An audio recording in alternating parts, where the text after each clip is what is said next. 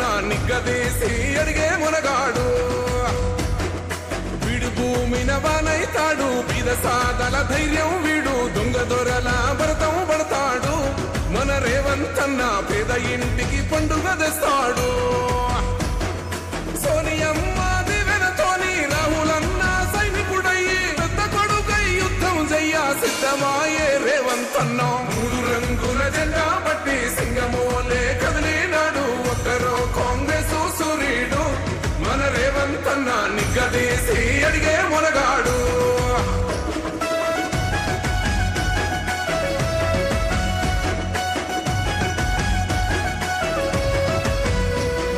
దాడులెన్ని జరిగిన గాని దడువలేదు రేవంతన్న గంతకంత ఎత్తుకు ఎదిగాడు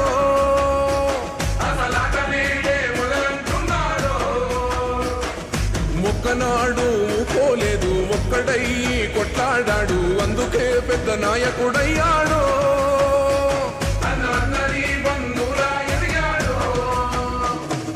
అమరవీరుల త్యాగం చూసి అమ్మ సోనియ చలువతోటి వచ్చిన మన తెలంగాణ రక్షణే ధ్యేయమంటున్నాడు రంగుల జెండా పట్టి సింగమోలే కదిలినాడు ఒక్కరో కాంగ్రెస్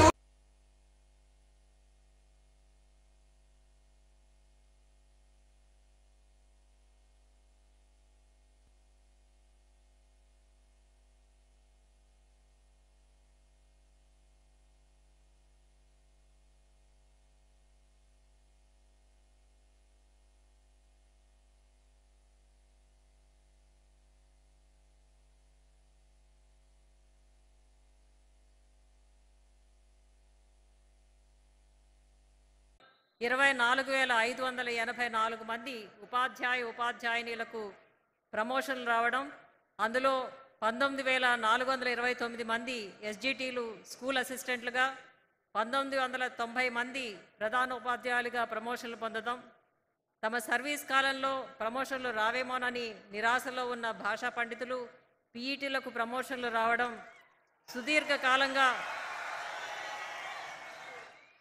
సుదీర్ఘకాలంగా ఉన్న వివాదాలకు ముగింపు రావడం ఎంతో సంతోషదాయకం. ప్రమోషన్లు అందుకున్న మీ అందరికీ నా శుభాకాంక్షలు. నూతన ప్రభుత్వం ఏర్పడగానే గౌరవ ముఖ్యమంత్రి వర్యులు విద్యాశాఖను స్వయంగా పర్యవేక్షిస్తూ విద్యారంగాన్ని బలోపేతం చేయటం కోసం అన్ని చర్యలు తీసుకున్నారు.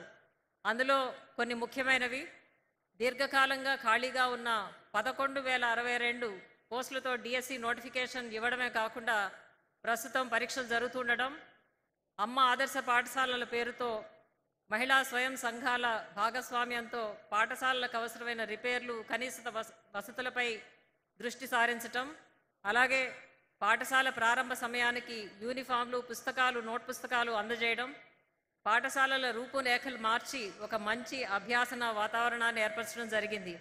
వీటితో పాటు ఇంటిగ్రేటెడ్ రెసిడెన్షియల్ స్కూల్ కాంప్లెక్స్ల ఏర్పాటు ఆలోచనతో విద్యారంగంలో ఒక పండుగ వాతావరణం, చైతన్యం వెలువరిస్తుంది. విద్యతో పాటు నైపుణ్యం కూడా ఉన్నప్పుడే యువత రాణించగలుగుతారని, మనకున్న అద్భుత మానవ వనరులకు గొప్ప అవకాశాలు కల్పించాలని నిన్ననే స్కిల్ యూనివర్సిటీకి మన ముఖ్యమంత్రి వర్యులు శంకుస్థాపన చేయడం శుభసూచకం.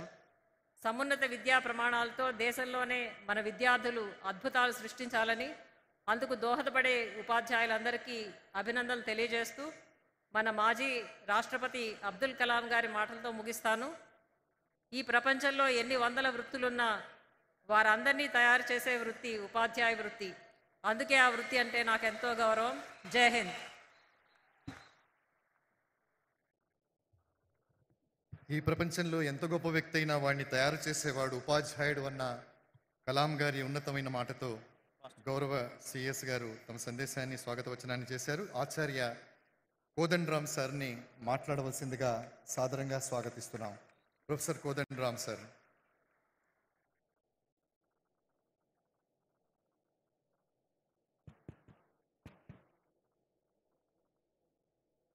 గౌరవ ముఖ్యమంత్రి గారికి, ట్రాన్స్పోర్ట్ మంత్రి గౌరవ పొన్నం ప్రభాకర్ గారికి, వేదిక మీదున్న ఎమ్మెల్యేలకు, ఎమ్మెల్సీలకి, ఉపాధ్యాయ సంఘ నాయకులకు, ఇక్కడ హాజరై ఉన్న ఉపాధ్యాయులకు అందరికీ కూడా పేరు పేరున వందనం. ఇవాళ పొద్దున్నే మీరు అందరూ కష్టపడి స్కూల్కు పోతారు ప్రతిరోజు. ఈరోజు మాత్రం ఈ ఎల్బీ స్టేడియంకు ప్రయాణం అయ్యి వచ్చింది. నాకు తెలిసి ఎన్నడూ కూడా ఇటువంటి ఒక సమావేశం జరగలేదు. మొట్టమొదటిసారి సమావేశం జరుగుతున్నది. దాదాపు ఒక 25,000 30,000 ఇవాళ ఈ సభ ప్రాంగణంలో హాజరై ఉన్నారు టీచర్లు. నిజంగా కూడా ఒక పండుగ వాతావరణమే కనబడుతున్నది. ఎందుకు పండుగ జరుగుతున్నదంటే ప్రతిసారి మనం పత్రికలో కథ చదువుతాం, ఈ పండుగ వెనుక కథ ఇది అని. మన పండుగకు ప్రధానమైన కథ ఏంటంటే ప్రమోషన్లు వచ్చినాయి. జీవితకాలంలో ఒక్కసారైనా ఒక ప్రమోషన్ను చూస్తావా అని నిరాశలో ఉన్నటువంటి ఉపాధ్యాయులకి ఈ ప్రమోషన్ రావటం ఎంత కీలకమో నాకు తెలుసు. నేను ఎప్పుడు ఎక్కడ మీటింగ్కు పోయినా 2014 నుంచి ఎక్కడ టీచర్లు కలిసినా ఒక్క ప్రమోషన్ అన్నా వస్తుందా సార్, మాకు రిటైర్ అయ్యే ముందు ప్రమోషన్ ఒక్కసారన్నా చూస్తామా సార్ అన్నట్టుంది. అది పండుగ కన్నా కొత్త బట్టలు రాకపోతాయని పేద కుటుంబంలో ఆశపడ్డట్టు మన జీవితంలో ఒక్క ప్రమోషన్ అన్న వస్తుందా అనేది ఒక నైరాశ్యం. దాని నుంచి విముక్తి కలగటం అంటే ఇది నిజంగానే పండుగ జరిగినట్టే. హైదరాబాద్లో ఇదంతా కూడా బోనాల వాతావరణం ఉంది. అట్లాంటి ఒక బోనాల పండుగ జరిగినట్టే ఉంది ఇవాళ. ఇంత అద్భుతం సాధ్యమవుతుందని ఎవరం అనుకోలే. ఎందుకంటే చాలా కేసులు ఉన్నాయి. ఈ కేసుల నడుమ ప్రమోషన్ ఎట్లా సాధ్యమవుతుంది? రకరకాలైనటువంటి క్యాడర్ సమస్యలు, రకరకాలైనటువంటి రూల్స్, ఇవన్నీ అడ్డంగా ఉంటే ప్రమోషన్లు ఇవ్వగలుగుతారా? హిమాలయం అడ్డొచ్చినా పక్కకు జరిపి ముందుకు పోతామన్న విధంగా మొత్తం మీద అన్నింటినీ పక్కకు నెట్టి మీ అందరికీ ప్రమోషన్లు ఇవ్వగలిగే అది చాలా గొప్ప విషయం. ఈ ప్రమోషన్ని వాళ్ళ నిజంగానే పండుగ అంటే నాకు ఒక టీచర్ చెప్పిండు, ప్రమోషన్ వచ్చిన వాళ్ళు ఒక 30,000 దాకా ఉంటారేమో సార్, ప్రమోషన్ రాకుండా ట్రాన్స్ఫర్ అయ్యి మళ్ళొక 30,000 మందికి ఆ హెచ్ఆర్ఏ జోన్కి వచ్చిండ్రు. వాళ్ళకు కూడా జీతం పెరిగింది, మాకు పెరిగింది, వాళ్ళకు కూడా జీతం పెరిగింది. మన దగ్గర ఈ ప్రమోషన్ పండుగ ఎందుకంటే చాలా రకాలుగా చాలామందికి జీతాలు పెరిగినాయి. కొంత మెరుగైనటువంటి జీతం మన ఇంటికి తీసుకుపోగలుగుతున్నాం. ఇంత సంతోషకరమైన సందర్భం కాబట్టి ఇది పండుగ జరగవలసిందే అని చెప్పి టీచర్ల సంఘాలు అనుకున్నాయి. ఇది నిజంగానే పండుగ, మేము కూడా దీన్ని అధికారికంగానే జరుపుతామని ముఖ్యమంత్రి గారు నిర్ణయం చేయటం, మొత్తం మీద మనం అందరం ఇవాళ ఈ రకంగా పండుగ రోజు కూడా మళ్ళీ ఇంకొక ముచ్చట ఎందుకు కానీ ఒక మాట మనం 2-3 ముచ్చట్లు మాట్లాడుకోవలసిన అవసరం కూడా ఉంది. అన్ని కష్టాలు తీరినాయంటే ఒక్కసారి అన్ని తీరాయి. చాలా ముఖ్యమైన సమస్యలు అన్నీ పరిష్కారమైనాయి. ఇంకా కూడా కొన్ని చిన్న చిన్నవి ఉండనే ఉంటాయి. మన కామన్ సర్వీస్ రూల్స్ రావాలి. మిగిలిపోయిన ఎస్జిటీలు ఉన్నారు, వాళ్ళకు కూడా ఏదన్నా ఒక ప్రమోషన్ దొరికితే బాగుండు అనే కోరిక మీకెంతుందో మా అందరికీ కూడా అదే విధంగా ఉంది. అదేవిధంగా మనకి ఇంకా కొంతమంది మోడల్ స్కూల్ టీచర్లకేమో ట్రాన్స్ఫర్లు కాలేదు, కోర్టు కేసులు ఏవో ఆటంకాలుగా మిగిలిపోయినాయి. ఈ కేసు కూడా పక్కకు జరిగి మనకు ప్రమోషన్లు, ట్రాన్స్ఫర్లు కూడా అయితే ఇంకా చాలా బాగుండును. అదేవిధంగా ఓ హెల్త్ కార్డు ఇవాళ కాకపోయినా రేపు ఇట్లాంటివన్నీ కూడా మనం గనక సాధించుకోగలిగితే ఇంకా జీవితం చాలా అద్భుతంగా ఉంటుంది. ఇవన్నీ చాలా బాగున్నాయి. కానీ రాష్ట్రంలో గవర్నమెంట్ స్కూళ్ళల్లో చదివే పిల్లల సంఖ్య కూడా మనం పెంచగలిగితే మనకి సౌకర్యం కలిగినందుకు మనం నిజంగా చాలా సంతోషపడవటమే. ఎంత సంతోషపడతామో మన గ్రామస్తులు పిల్లలు కూడా అంతే సంతోషపడే సందర్భం కూడా రావాలని కోరుకుందాం. ఇది ఒక్కరి కోరిక కాదు, మన అందరి కోరిక కూడా కావలసే ఉంటుంది. తప్పనిసరిగా స్కూళ్ళు బాగుపడాలి. దానికి కూడా కొంత నిధులు గవర్నమెంట్ అయితే కేటాయిస్తూనే ఉంది. మెరుగైనటువంటి సౌకర్యాలు అట్లాంటివన్నీ కూడా గవర్నమెంట్ ఆలోచన చేస్తున్నది. సౌకర్యాలు ఇస్తాం, మీ సర్వీస్ సమస్యలు పరిష్కరిస్తాం, పిల్లలకు చదువు చెప్పండి, అంతకు మించి మనల్ని అడుగుతున్నది ఏమీ లేదు. మనం తప్పనిసరిగా విద్యార్థుల సంఖ్యను పెంచాలి, మెరుగైనటువంటి రిజల్ట్స్ కూడా మనం సాధించి చూపాలి. అది మన వంతు ఒక బాధ్యతగా ఈ సమాజానికి పట్ల ఒక కర్తవ్యంగా మనం చేయవలసినటువంటి అవసరం కూడా ఉంది. ఇవన్నీ కూడా మనం ఇవాళ దృష్టిలో పెట్టుకుందాం. కోటి సంతోషాలతో ఇక్కడికి వచ్చినాం. ఆ సంతోషాలతో మరి తప్పనిసరిగా ఒక ఘనంగానే పండుగ వాతావరణం. ఈరోజు వాతావరణానికి ఈ పరిస్థితుల్లో ఇంకా చాలామంది మాట్లాడాలి, కానీ ముఖ్యమంత్రి గారు చాలా విషయాలు చెప్పవలసి ఉంటుంది. కాబట్టి నాకు ఈ అవకాశం ఇచ్చినందుకు మీ అందరికీ కృతజ్ఞతలతో సెలవు. ఆచార్య కోదండరామ్ గారికి ధన్యవాదాలు తెలియజేస్తూ, ఆచార్య కోదండరామ్ గారు పండగ రాష్ట్రంలో ప్రజాపాలన ఏర్పడ్డ తర్వాత ముఖ్యమంత్రిగా బాధ్యతలు చేపట్టినటువంటి గౌరవనీయులైనటువంటి ముఖ్యమంత్రి రేవంత్ రెడ్డి గారు మొదటి నుండి కూడా మొదటి క్యాబినెట్ కావచ్చు, లేదా ఎక్కడ ఏ సమావేశం జరిగినా ఈ రాష్ట్రంలో విద్యా వ్యవస్థ బాగుపడాలి, పేదవాడు చదువుకునే విధంగా అవకాశం కలగాలి, అందుకు బాధ్యులైనటువంటి అధ్యాపక వర్గంలో ఉన్నటువంటి అసహనాన్ని తొలగించి వాళ్ళు సక్రమంగా విద్యా బోధన అందించగలగాలి అనేటువంటి ఆలోచనతో ఇవాళ ఈరోజు ఈ కార్యక్రమం తీసుకున్నారు. అనేక సందర్భాల వేదిక మీద అనేక ఉపాధ్యాయ సంఘ నాయకులు ఉన్నారు. గతంలో మీకు తెలుసు, ఎప్పుడు ఏ కార్యక్రమం తీసుకున్నా కోర్టులనో లేకపోతే ఇతరత్ర ఇబ్బందులలో కార్యక్రమం జరుగుతూ ఉండే. కానీ ఇవాళ ఒక మంచి విధానంతో ఎక్కడ కూడా ఎటువంటి ఇబ్బంది లేకుండా అన్ని రకాల నియమ నిబంధనల మేరకు ఈ కార్యక్రమం జరిగితే అసలు ఎవరికి కూడా ఇతర డిపార్ట్మెంట్ల వాళ్లకు 25,000 ప్రమోషన్లు అయినాయా, 35,000 ట్రాన్స్ఫర్లు అయినాయా అని ఆశ్చర్యపోయే రీతిలో ఈ కార్యక్రమాన్ని నిర్వహించడానికి నాయకత్వం ఇచ్చినటువంటి గౌరవ ముఖ్యమంత్రి గారు ఒకసారి గట్టిగా చప్పట్లతో అభినందన తెలియాల్సిన సందర్భంగా కోరుతా ఉన్నా. తల్లిదండ్రులతో సమానంగా గౌరవింపబడే మీరు, ఆచార్య దేవోభవాన్ని గౌరవింపబడే మీరు ఈరోజు ఈ ప్రభుత్వానికి అన్ని రకాలుగా సహకరించాలని విజ్ఞప్తి చేస్తా ఉన్నా. ఒక విద్యార్థి నాయకుడిగా విద్యా దశ లోపల ఏ విధమైనటువంటి సమస్యలు ఉంటుండేనో తెలుసు. గౌరవ ముఖ్యమంత్రి గారు కానీ ఈరోజు ప్రభుత్వంలో పెద్దలందరూ కూడా ప్రభుత్వ పాఠశాలలకు సంబంధించిన ఉత్పత్తి అయినటువంటి వాళ్ళం, ఎక్కడో కార్పొరేట్ పాఠశాలలో చదివిన వాళ్ళం కాదు. ఇవాళ సెలవులు వచ్చినా బళ్ళు తెరిచే లోపల ఈ రాష్ట్రంలో ఉన్నటువంటి 25,000 పాఠశాలలలో 11,000 కోట్లు ఖర్చు పెట్టి పాఠశాల మౌలిక సదుపాయాలను మెరుగుపరిచే నిర్ణయాన్ని తీసుకున్నటువంటి గౌరవ ముఖ్యమంత్రి గారి మరొకసారి ధన్యవాదాలు తెలియజేస్తా ఉన్నా. ఈరోజు ఎప్పుడు నిరంతరమే ప్రభుత్వ ఉద్యోగి, ప్రభుత్వము అంటే సమస్యలు 100% లేకుండా ఎవరు ఉండలేరు. సమస్యల పరిష్కారం ప్రభుత్వం బాధ్యత.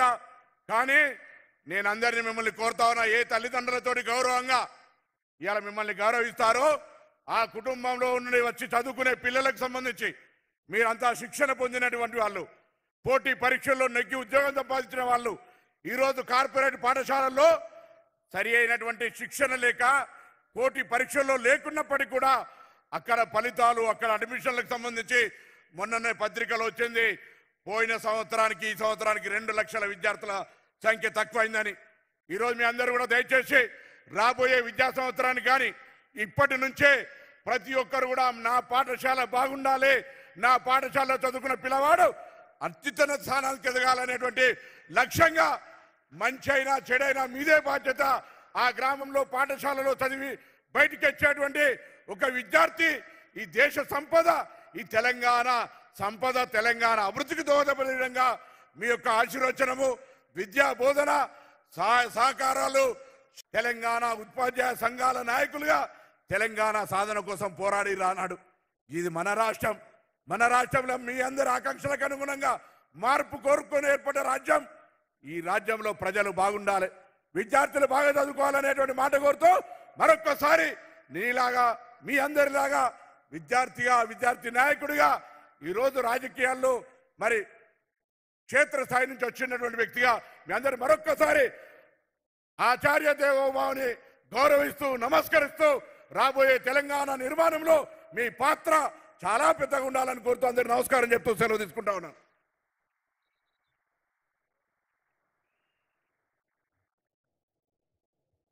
ప్రజాప్రభుత్వ ఆశయాలకు అనుగుణంగా పనిచేస్తున్నటువంటి గౌరవ మంత్రివర్యులు మాన్యశ్రీ పొన్నం ప్రభాకర్ గారికి నమస్సులు తెలియచేసుకుంటూ, ఈరోజు ఒక చారిత్రాత్మకమైనటువంటి విజయాన్ని జరుపుకోవడం అనేటటువంటి ఒక విశిష్ట సందర్భం ఇది. ఇది సాధారణ కార్యక్రమం కాదు. ఇది తెలంగాణ విద్యా ప్రయాణంలో ఒక మైలురాయి కాదు. ఇది దేశ విద్యా ప్రయాణంలోనే ఒక మైలురాయి. ఉపాధ్యాయుల హృదయాలలో ఎప్పటికీ చెదిరిపోని ఒక అందమైన అద్భుతమైన జ్ఞాపకం. దీనికి కర్త, కర్మ, క్రియ, ప్రజాప్రభుత్వ రథసారథి మన ప్రియతమ ముఖ్యమంత్రి గౌరవ రేవంత్ రెడ్డి. సాధారణంగా గౌరవ రేవంత్ రెడ్డి గారిని మాట్లాడవలసిందిగా స్వాగతిస్తున్నాం. మనమందరం లేచి వేలాది మంది ఉపాధ్యాయులతో ఈ ఎల్బీ స్టేడియంలో ఆత్మీయ సమ్మేళనం ఏర్పాటు చేసి మొన్న డిసెంబర్లో జరిగిన ఎన్నికలలో మా పార్టీ, మా ప్రభుత్వం ఏర్పడడానికి సాయశక్తుల సహకరించిన ఉపాధ్యాయుల అందరినీ కలవాలని ఒక ఆత్మీయ సమ్మేళనం ఏర్పాటు చేయాలని పెద్దలు ప్రొఫెసర్ కోదండరామ్ గారితో మాట్లాడి ఉపాధ్యాయ సంఘాలతో సంప్రదించి ఎల్బీ స్టేడియంలో మేము పదవీ బాధ్యతలు తీసుకున్నామో అదే ఎల్బీ స్టేడియంలో ఉపాధ్యాయులతో ఆత్మీయ సమ్మేళనం ఏర్పాటు చేయండి అని చెప్పి మా అధికారులకు కోదండరామ్ గారికి విజ్ఞప్తి చేయడం జరిగింది.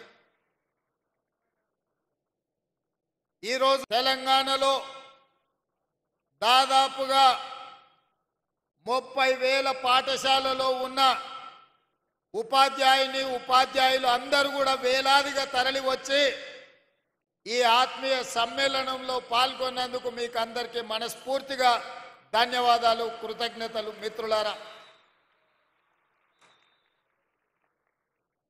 మిత్రులారా, ఎవరైనా తెలంగాణ ఎక్కడుంది, తెలంగాణ భవిష్యత్తు ఎక్కడుంది అని ఈ క్షణం నన్ను అడిగితే తెలంగాణ యొక్క భవిష్యత్తు ఎల్బీ స్టేడియంలో ఉంది. వేలాది మంది ఉపాధ్యాయుల రూపంలో ఈ తెలంగాణ ఉద్యమమే కాదు, తెలంగాణ రాష్ట్ర ఏర్పాటు ప్రక్రియలో తమదైన శైలిలో క్రియాశీలక పాత్ర పోషించడమే కాదు, ఇవాళ 60 లక్షల మంది విద్యార్థులు ఉజ్వల భవిష్యత్తు కోసం తమ తల్లిదండ్రులు కష్టపడి రూపాయి కూడబెట్టి తమ పిల్లలు చదువుకోవాలి, తమ పిల్లలు విద్యలో రాణించాలి, వాళ్ళు డాక్టర్లు, లాయర్లు, విద్యార్థులను మీ చేతిలో పెట్టినరు. అదే తెలంగాణ భవిష్యత్తు. ఆ తెలంగాణ భవిష్యత్తు మీ చేతిలో ఉంది అని చెప్పి నేను చెప్పదలుచుకున్నా. ఇవాళ నేను చెప్పవలసిన అవసరం లేదు, మీరే 10 మందికి పాఠాలు చెప్పి సమాజంలో ఉన్న రుగ్మతల మీద ఏ రకమైన కార్యాచరణతో ముందుకు వెళ్ళాలో సంపూర్ణమైన అవగాహన ఉండి దాదాపుగా 26,000 పాఠశాలల్లో, గ్రామాలలో, అదేవిధంగా తండాలలో, గూడాలలో, మారుమూల పల్లెల్లో ఈ తెలంగాణ నిర్మాణం కోసం, ఈ జాతి నిర్మాణం కోసం కృషి చేస్తున్న మీకు ప్రతి విషయం తెలుసు. తెలంగాణ ఉద్యమాన్ని ఉవ్వెత్తున లేవడానికి, ఊరున ప్రాకడానికి, తెలంగాణ రాష్ట్ర సాధనలో ఉపాధ్యాయుల పాత్రను ఎవరు కాదనలేరు. ఆనాడు మేమందరం భావించినాం,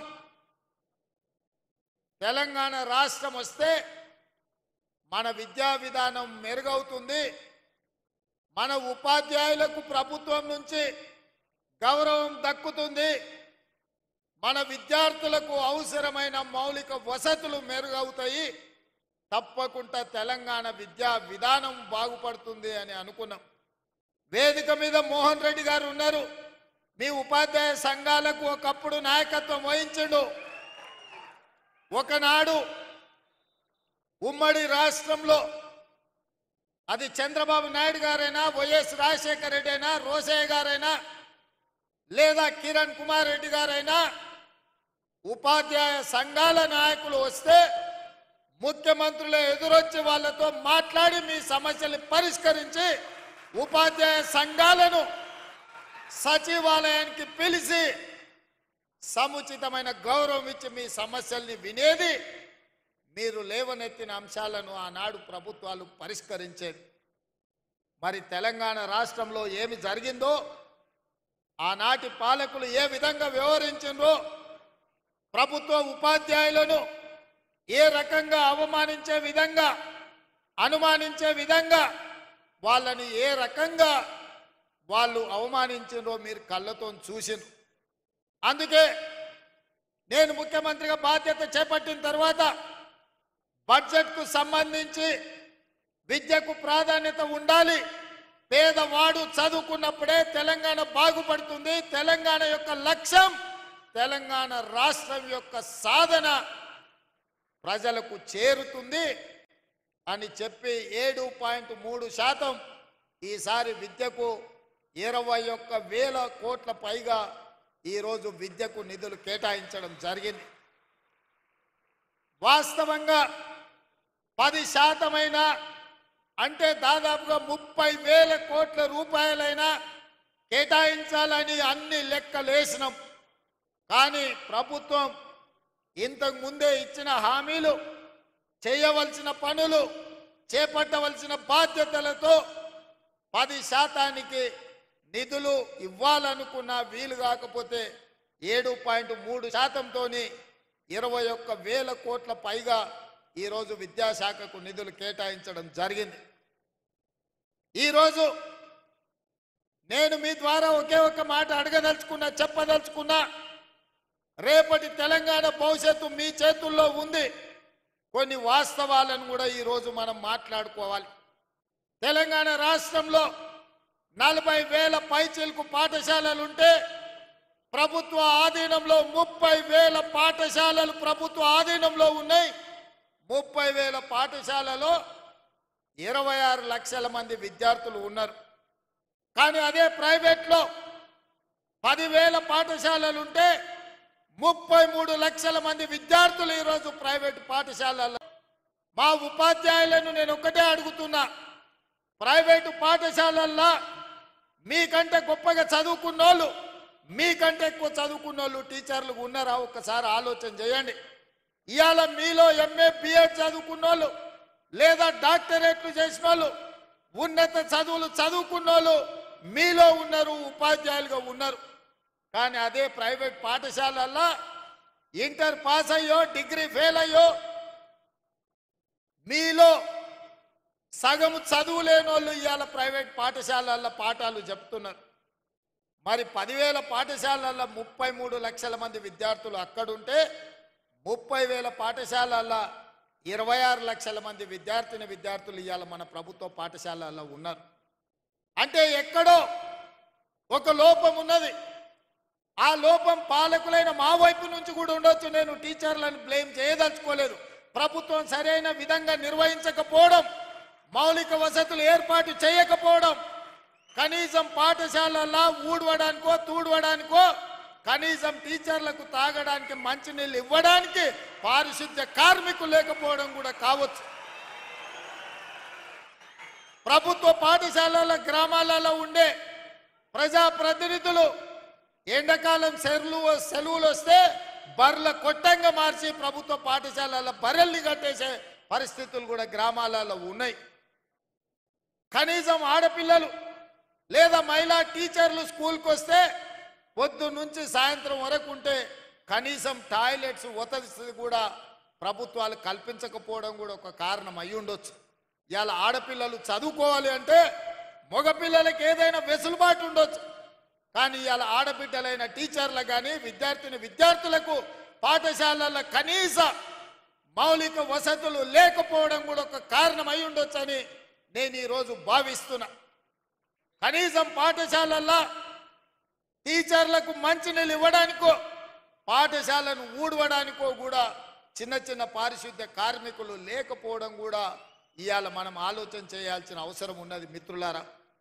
అందుకే ఈరోజు ఈ ప్రభుత్వం స్పష్టంగా పాఠాలు చెప్పే టీచర్లకు గత 10 సంవత్సరాలలో నాకు తెలిసి ఏనాడు కూడా మొదటి తారీఖు నాడు జీతాలు ఇచ్చిన సందర్భం లేదని నేను భావిస్తున్నా.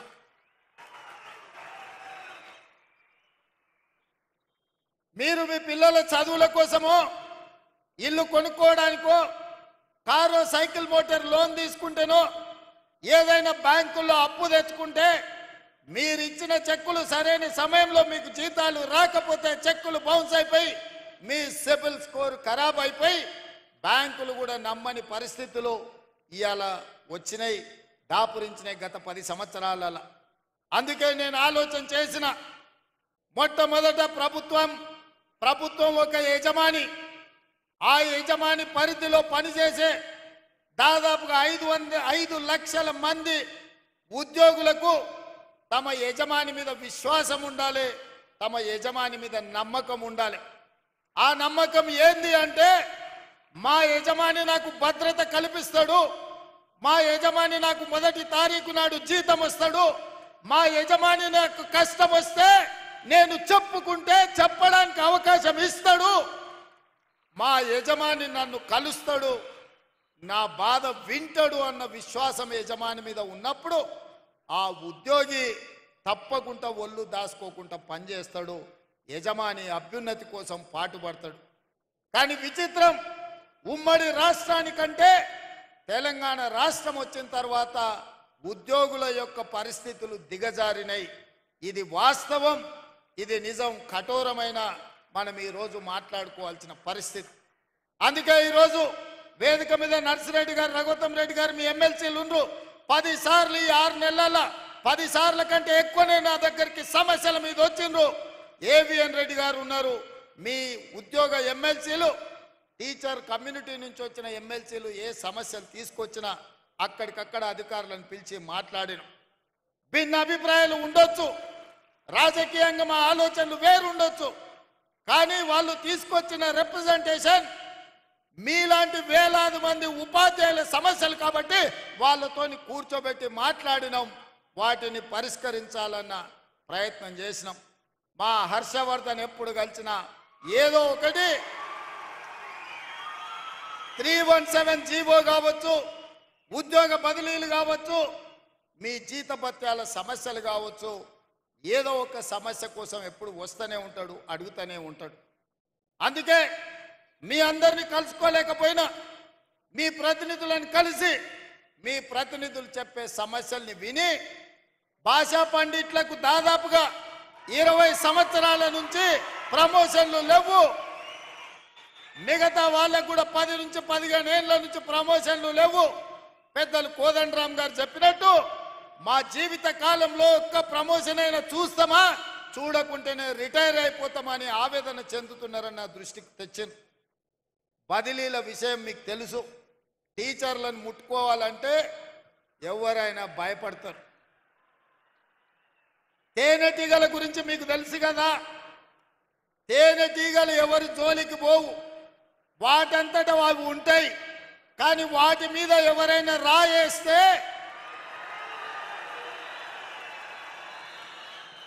ఏం జరుగుద్దో మీకు అందరికీ తెలుసు. అట్లనే టీచర్లు కూడా వాళ్ళ పాటికి వాళ్ళు జాగ్రత్తగా ఉంటారు. వాళ్ళని ఎవరైనా గులకరాయితో కొడితే వాళ్ళందరూ తేనెటీగలుగా మూకుమ్మడిగా ఏకదాటిన ఎవరి పనైనా చేస్తారని నేను సంపూర్ణంగా నమ్ముతా.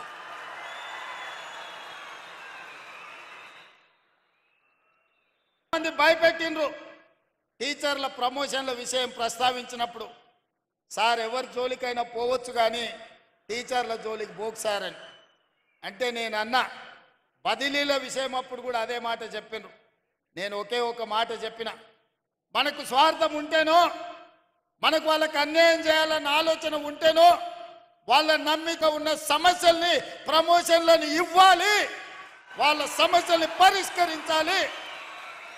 ఏవైనా సమస్యల పరిష్కారంలో చిన్న చిన్న కొత్త సమస్యలు వస్తే ఈ ప్రభుత్వం సావధానంగా వింటుంది, ఈ ప్రభుత్వం ఆ సమస్యలను కూడా పరిష్కరిస్తుంది.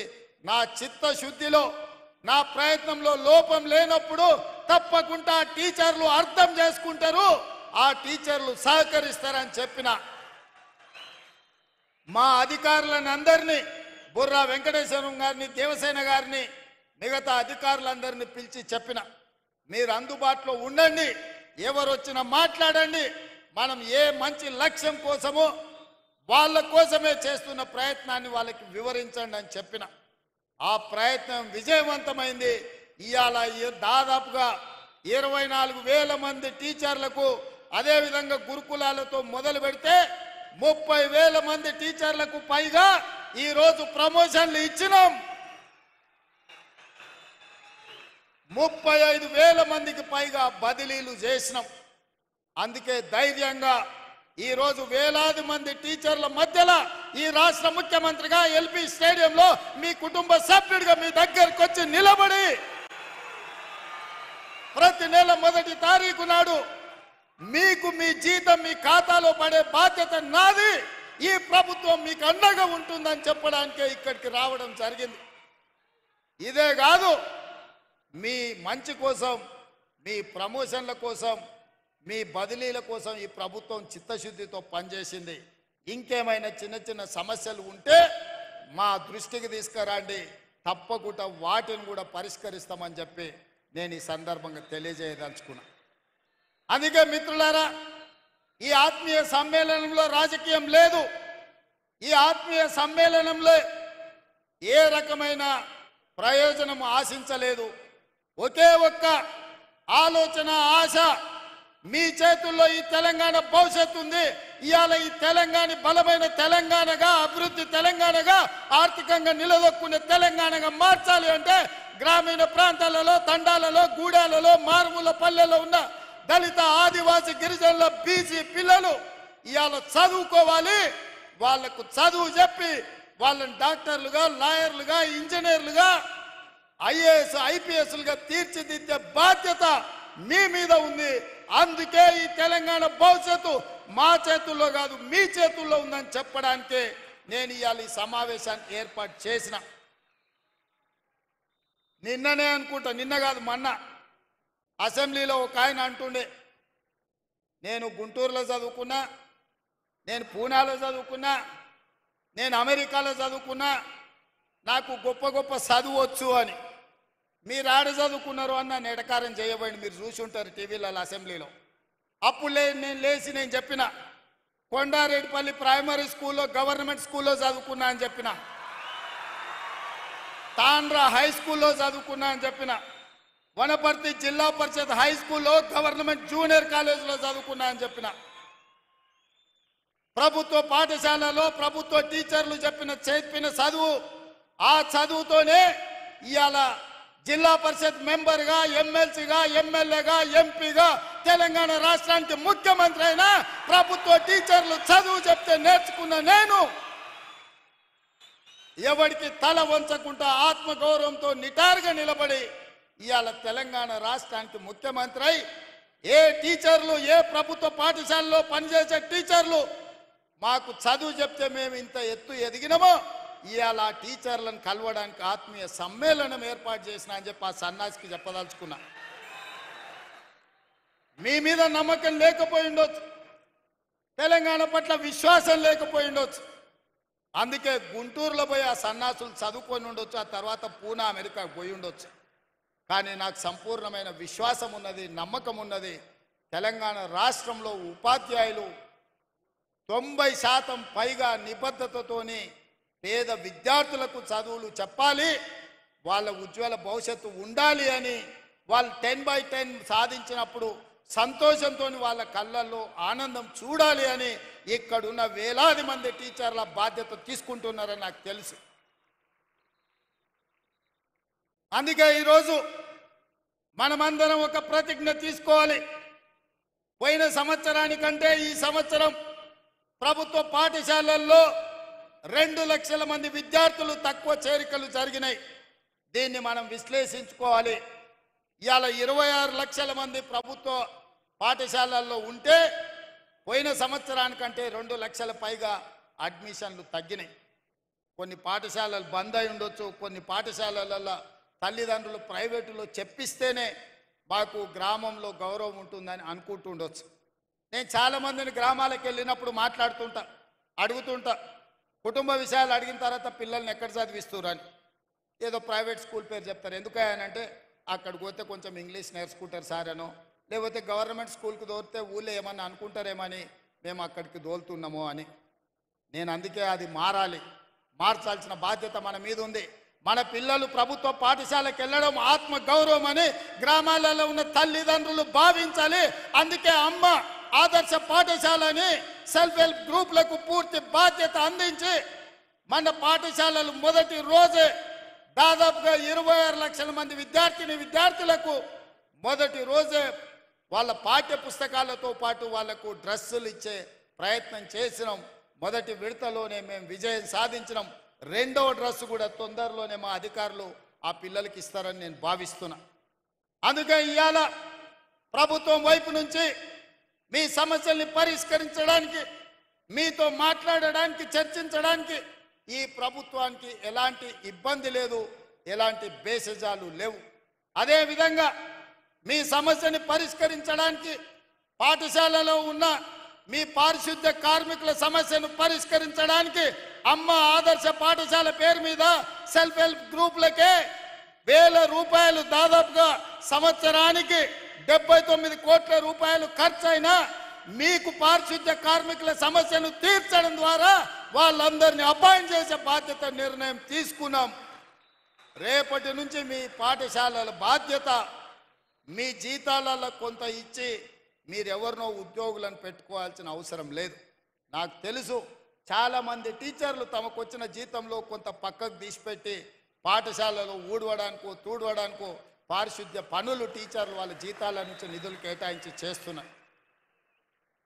మీరు కష్టపడ్డ సొమ్ము మీ ఇంటికి తీసుకుపోయే విధంగా రూపాయి కూడా మీరు ఖర్చు పెట్టాల్సిన అవసరం లేకుండా ఇవాళ సెల్ఫ్ హెల్ప్ గ్రూపులకే ప్రతి పాఠశాలలో పారిశుద్ధ్య పనులు చేయడానికి వాళ్ళ ఖాతాలో డబ్బులు వేయాలి, రూపాయి భారం మీ మీద పడొద్దని ఇవాళ నిర్ణయం తీసుకున్నాం. అదేవిధంగా వ్యవసాయానికి ఉచిత కరెంట్, ఇళ్లలో ఉచిత కరెంట్, ఇన్ని ఉచిత కరెంట్లు ఇచ్చినప్పుడు పాఠశాలల్లో కంప్యూటర్లు ఉండాలన్నా లేకపోతే సాంకేతిక నైపుణ్యం పెరిగిన ఈ సందర్భంలో మీరు అక్కడ వాళ్ళకి విద్య చెప్పాలి అని అంటే విద్యుత్ ఉండాలి. మీ విద్యాశాఖ మీ విద్యుత్ బిల్లులు చెల్లించరు. విద్యుత్ శాఖ వాళ్ళేమో బిల్లులు కట్టకపోతే మీకు కరెంట్ ఇయ్యరు.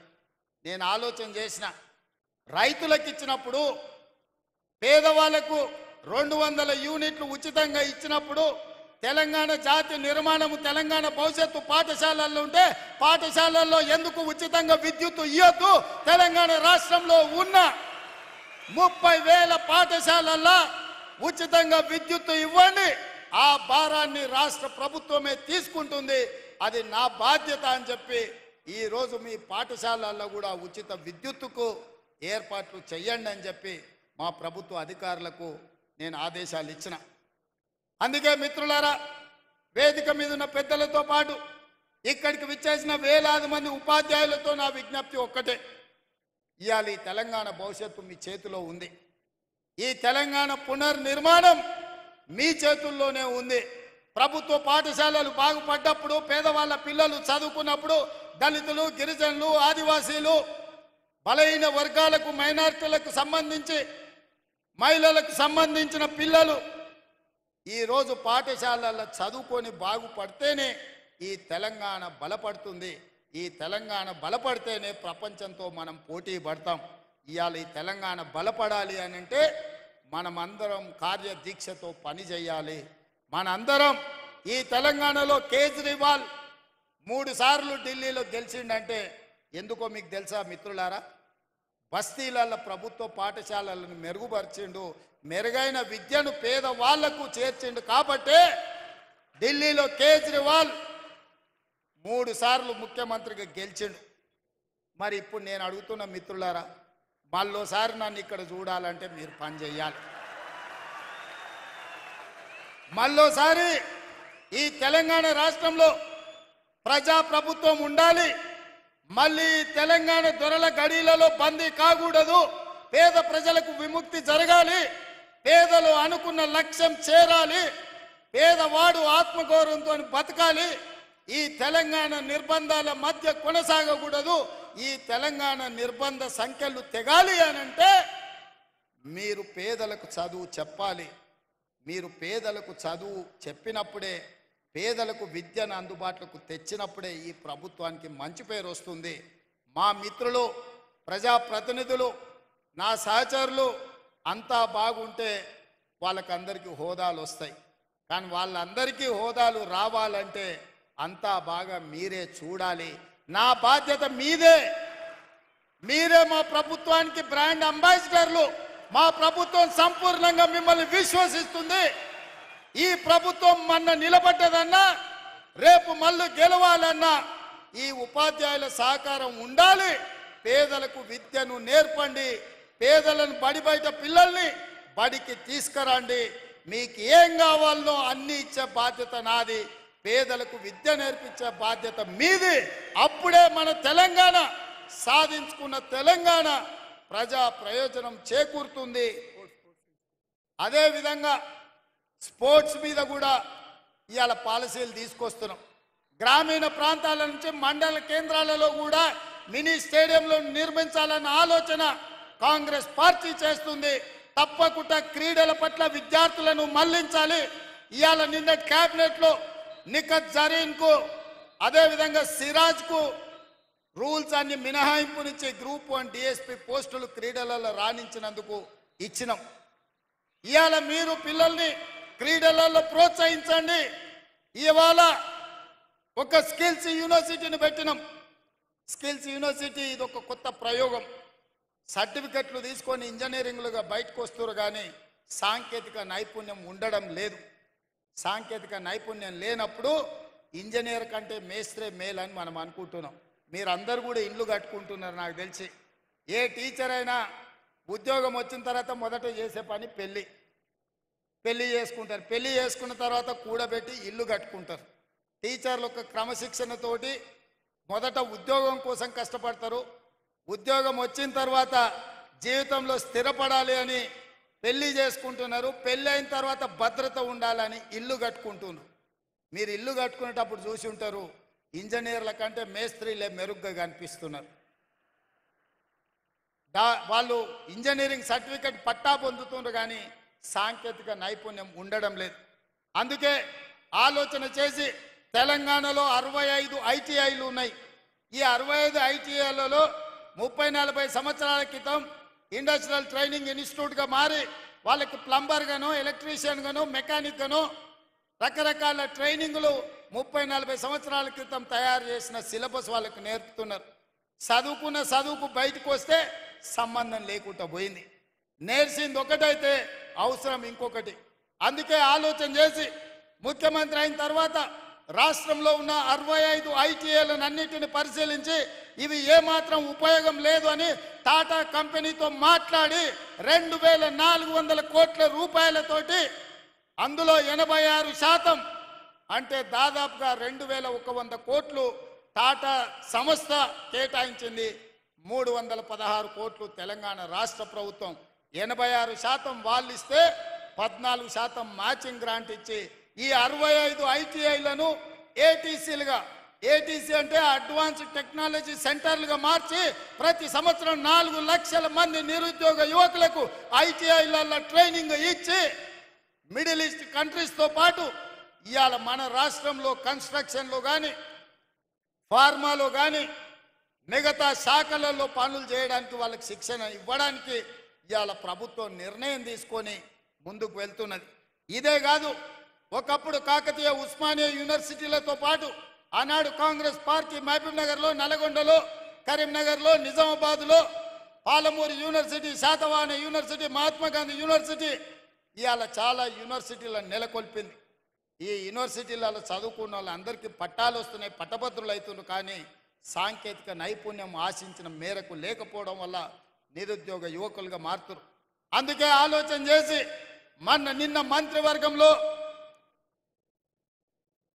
నిన్న మంత్రివర్గంలో యంగ్ ఇండియా స్కిల్స్ యూనివర్సిటీ మొత్తం పీపీపీ మోడల్లో పబ్లిక్ ప్రైవేట్ పార్ట్నర్షిప్లో ప్రభుత్వం వైపు నుంచి సహకారాన్ని అందించి ఎప్పటికప్పుడు నూతన సిలబస్ని కార్పొరేట్ కంపెనీలను కూడా అందులో భాగస్వాములను చేసి డాక్టర్ రెడ్డి ల్యాబ్స్ నుంచి మొదలు పెడితే SBI వరకు వివిధ రంగాల సంస్థలను పనిచేసే వాళ్ళని భాగస్వాములను చేసి సిలబస్ వాళ్ళే తయారు చేపిస్తారు, శిక్షణ వాళ్ళే ఇస్తారు, శిక్షణ పొందిన విద్యార్థులను వాళ్ళే వాళ్ళ సంస్థలలో ఉద్యోగాలు ఇచ్చే విధంగా వాళ్ళతోని ఒప్పందాలు చేసుకొని ముచ్చర్లలో 57 ఎకరాలల్లా 150 కోట్లతోని యంగ్ ఇండియా స్కిల్స్ యూనివర్సిటీని నిన్న ప్రారంభించుకున్నాం. రేపటి భవిష్యత్తు సాంకేతిక నైపుణ్యం ఉన్న వాళ్ళకే ఈ ప్రపంచంలో స్థానం ఉంటుంది. అందుకే ప్రతి సంవత్సరం 20,000 మందిని అక్కడ శిక్షణ ఇచ్చి ఫార్మా రంగంలో, హెల్త్ దాంట్లో, ఎడ్యుకేషన్ దాంట్లో, అదే విధంగా కన్స్ట్రక్షన్ సైడ్ ఇట్లా 17 విభాగాలలో శిక్షణని ఇవ్వాలి అని చెప్పి ఇవాళ ప్రభుత్వం నిర్ణయం తీసుకున్నది. మరి ఇవన్నీ జరగాలి, క్రీడల్లో రాణించాలి అని అంటే నెక్స్ట్ రాబోయే రోజుల్లో మనం స్పోర్ట్స్ పాలసీ చేస్తున్నాం. ఏ మెడల్ సాధిస్తే ఎంత నగదు బహుమతి ఇవ్వాలి, ఏ స్థాయి ప్రభుత్వం ఉద్యోగం ఇవ్వాలనేది కూడా ఒక పాలసీ తెస్తున్నాం. గత ప్రభుత్వం నచ్చితే నజరానా, నచ్చకపోతే జుర్మానా విధానం ఉండే. ఇప్పటి నుంచి అట్లా కాకుండా ఏ మెడల్ సాధిస్తే వాళ్ళకు ఎక్కడ ఉద్యోగాలలో రిజర్వేషన్ ఇవ్వాలి, వాళ్ళకు విద్యలో రిజర్వేషన్లు ఇవ్వాలి. ఒక కంప్లీట్ స్పోర్ట్స్ పాలసీని తీసుకొస్తున్నాం. కొత్త స్టేడియంలో నిర్మించాలని, PPP మోడల్లో స్పోర్ట్స్ను ప్రోత్సహించాలని ఇవాళ మన ప్రభుత్వం నిర్ణయం తీసుకున్నది. ఇవన్నీ కూడా విద్యతో పాటు మానసిక వికాసం పెరగాలి అని అంటే ఇవాళ చాలా కాలేజీలలో నేను చెప్తున్నా, మరి మీరు తల్లిదండ్రులుగా ఉపాధ్యాయులుగా గమనిస్తున్నారో లేదో, 7th క్లాస్ పైబడ్డ పిల్లలు కూడా గంజాయి తాగుతున్నారు. ఇది ఆందోళనకరమైన పరిస్థితి. మీరు అనుకుంటుండొచ్చు కార్పొరేట్ స్కూల్లో ఎక్కువ ఫీజులు కడితే పిల్లలు భద్రంగా ఉన్నారని. అట్లేం లేదు. ప్రభుత్వ స్కూళ్ళ కంటే కూడా కార్పొరేట్ స్కూళ్ళలో చదువుకున్న వాళ్ళ పిల్లలు ఈరోజు రకరకాల వ్యసనాలకు బానిసలయ్యే పరిస్థితి. ఎందుకంటే పెద్ద పెద్ద వాళ్ళు కూడా నాకు వచ్చి చెప్పుకుంటుంటారు అప్పుడప్పుడు, మా పిల్లల పరిస్థితి బాగలేదు, గంజాయి డ్రగ్స్కి తెలియని వయసులో వాళ్ళు అలవాటైంది, ఏం చేయాలో మాకు తెలియట్లేదు, మీరు చర్యలు తీసుకోండి అని. అందుకే ఈరోజు గంజాయి మీద, డ్రగ్స్ మీద ఉక్కు పాదం పెట్టి తొక్కుతున్నా. మీరు చూసి ఉంటారు, ఎంత గొప్పోడైనా ఏ సెలబ్రిటీ అయినా మెడల మీద 4 దెబ్బలు కొట్టి లోపలికి దొయ్యండి అని చెప్పి ఈ మధ్యకాలంలో దొరికినోని దొరికినట్టే లోపలేపిస్తున్నా. ఎవరు ఎన్ని ఒత్తిళ్లు తెచ్చినా ఎవరిని వదలకుండా ఇవాళ ఈ గంజాయి మొక్కల్ని ఏరేసే పనిలో ఉన్నాం. తెలంగాణ తులసివనం లాంటి తెలంగాణలో గంజాయి మొక్కల్ని పీకాల్సిన బాధ్యత మీ మీద కూడా ఉన్నది. ఇవాళ విద్యార్థులు బానిసలు కాకుండా చూడవలసిన బాధ్యత మన మీద ఉన్నది. అందుకే ఈరోజు ఒక పక్కన స్పోర్ట్స్ని ఎంకరేజ్ చేస్తూ, ఒక పక్కన డ్రగ్స్, గంజాయి లాంటి వ్యసనాల నుంచి విద్యార్థులను బయటికి తీసుకొస్తూ వాళ్ళకు ఒక మంచి భవిష్యత్తు ఉండాలి అని అంటే మనం బాధ్యతాయుతంగా వ్యవహరించాలి. మన ప్రభుత్వ పాఠశాలల్ని మెరుగుపరచుకోవాల్సిన అవసరం మన మీద ఉన్నది. పాలకులుగా, ప్రభుత్వ పెద్దగా మీకేమున్నా నాకు చెప్పండి, వాటిని పరిష్కరించే బాధ్యత నాది. మీరు బాధ్యత తీసుకోండి. పేదవాళ్ళ పిల్లలకు చదువులు చెప్పని మీరు నేర్పించిన విద్యనే రేపు ఈ తెలంగాణ భవిష్యత్తుకు పునాదిగా మారుతుంది. ఇవాళ అమెరికాలో మన వాళ్ళు ఇంతమంది ఉన్నారంటే 90% ప్రభుత్వ పాఠశాలల్లో చదువుకున్నోళ్ళే. ఇవాళ ఈ రాష్ట్రాన్ని, దేశాన్ని, పక్క రాష్ట్రాలకైన ముఖ్యమంత్రులు ఎవరైనా ఉండొచ్చు. అది చంద్రబాబు నాయుడు గారా, నరేంద్ర మోడీ గారా, వైఎస్ రాజశేఖర రెడ్డి గారా, లేకపోతే మీ సోదరుడు రేవంత్ రెడ్డి అయిన ప్రభుత్వ పాఠశాలల్లో చదువుకొనే ఈరోజు రాణించగలిగినాం. మరి రేపటి భవిష్యత్తుకు కూడా పునాదులు వేయాల్సిన బాధ్యత మీ మీద, మా మీద ఉన్నదని నేను భావిస్తున్నా. అందుకే మిత్రులారా, ఈ ఆత్మీయ సమ్మేళనానికి దూర ప్రాంతాల నుంచి వచ్చి ఈ సమావేశాన్ని, సమ్మేళనాన్ని విజయవంతం చేసి మీరు తప్పకుండా ఈ ఎల్బీ స్టేడియం నుంచి ఒక స్ఫూర్తిని తీసుకొని, ఒక నమ్మకాన్ని, ఒక విశ్వాసాన్ని పేద విద్యార్థులకు కలిగిస్తారని, మీరు వెనక్కి వెళ్ళితే మీకు ఒక లక్ష్యం ఉంటుంది. ఆ లక్ష్యం పేద పిల్లలకు విద్య నేర్పడమే. పేద పిల్లల్ని క్రీడాకారులుగా తీర్చిదిద్దడంగానే మీరు వెనక్కి వెళ్తారని నేను భావిస్తున్నా. మీరందరూ ఆ కార్యక్రమానికి మనమందరం అంకితం అవుదామా? అవుదమన్నోళ్ళు అందరూ చేతులు ఎత్తండి పైకి. అందరు చూస్తున్న వెనకాల అక్కడ పైన మా అక్కలు కొంతమంది చేతి ఎత్తున్నట్లేరు. నాకు ఇక్కడ లైవ్లో కనిపిస్తుంది ఆన్ స్క్రీన్ మీద వెనకాల ఉన్న వాళ్ళు కూడా. మీ అందరూ సిద్ధమేనా? సిద్ధమేనా? సిద్ధమేనా? తప్పకుండా మన స్కూళ్ళను మనం బాగుపరుచుకుందామా? మన పిల్లల భవిష్యత్తును మనం తీర్చిదిద్దుదామా? సిద్ధమా? సిద్ధమా? ధన్యవాదాలు సోదరులారా.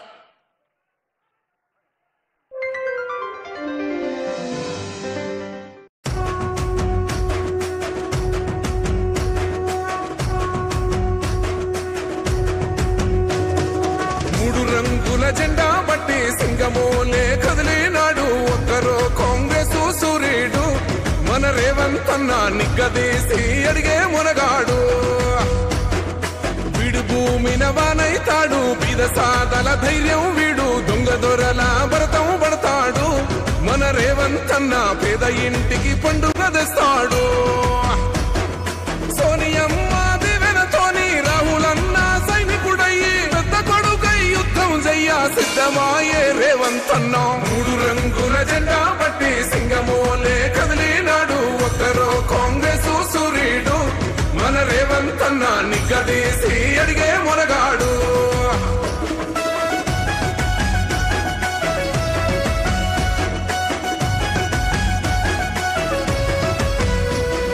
దాడులెన్ని జరిగిన గాని దడువలేదు రేవంత్ అన్న గంతకంతా ఎత్తుకు ఎదిగాడు.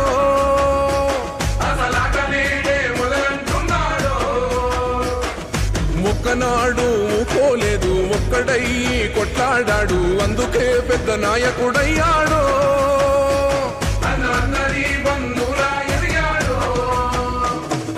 అమరవీరుల త్యాగం చూసి అమ్మ సోనియ చలువతోటి వచ్చిన మన తెలంగాణ రక్షణే ధ్యేయమంటున్నాడు. 3 రంగుల జెండా బట్టి సింగమోలే కదిలినాడు ఒక్కరో కాంగ్రెస్ సూర్యుడు మన రేవంత్ అన్న నిగ్గదీసి అడిగే మునగాడు.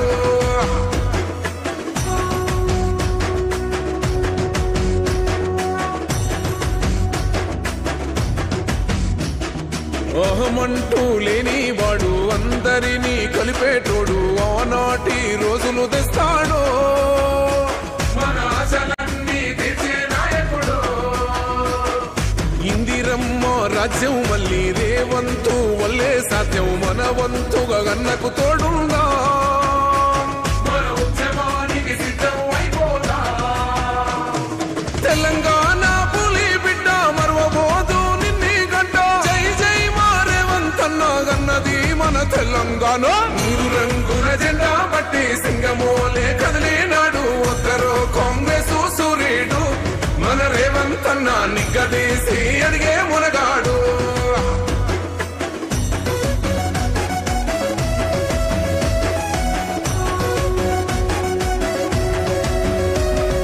రాజ్యమొచ్చి 7 ఏళ్లాయే రాతలింకా మారకపాయే మోసగాడి చేతుల జిక్కిల్ది. రాష్ట్రం మొదటి కన్నా